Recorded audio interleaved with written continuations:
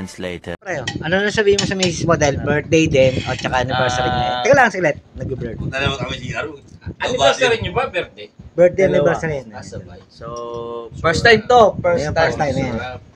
Oh my God! Wow! 2024 na ano namin na isi-celebrate. Saya pa kayong gano'n. So, dapat Sunday, Ah. 23, Martes. no? 23. Kasama kayo. Linggo, bukas. Hindi masaya. So, ayoko kasi dapat talaga yung ganap na Saturday. birthday at anniversary. Paano masabi? Tinatanong ko nga eh, nagdodroga. Ano ba yung pagmamahal? Kasi kung sa 23, hindi eh. Di ba? Tama mali. Sige, sige na. So, yun. 25 tayo. Part lang. So, 25. Sama-sama tayo. Okay, anong... Mga Part na lang kasi yun ang ano. mga Isang relationship yun. ka-Alfonso natin.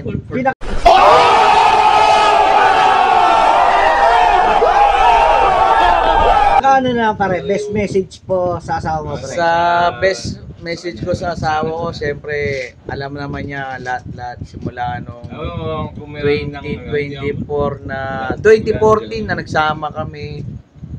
Nagkakilala 2015 umuwi ako ng Qatar, nagkasama kami.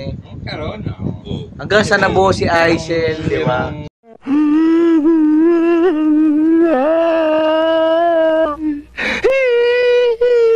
So, Kagaya ni Michael na pagka may na wala akong masabi na Hindi, wow.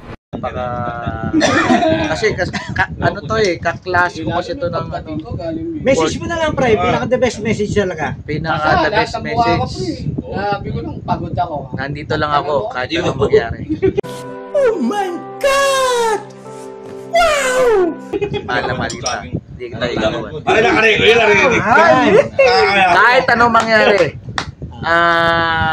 Basta any struggle sa atin na pati family. Mga gusto ko, pare. Yung nagbibigay. Tayo pa rin. Hanap ko pa Ha? yun yung gano'n. Kaya sawa ka Isipin nila. mo, ako lang. At ikaw rin. Yun! Love you. Siya, lakas ka nga. Bata, marami ka. Alright.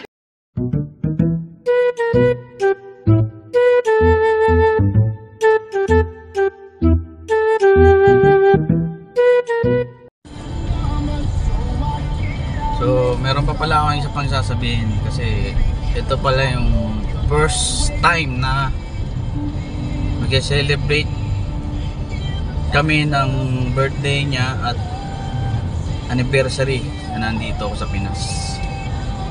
So, yun. Ito hindi ko naman din inaasahan na maghahanda kami. Kasi nga kung magbubukas na kami ng aming pangalawang business, eh, siyempre puro gastos. So, ganun pa man, pinagandaan ko pa rin. Akala niya wala akong handa eh, para sa kanya. Pero meron siyempre, hindi pwedeng wala. So, yun lang, dinukutong ko lang. Salamat.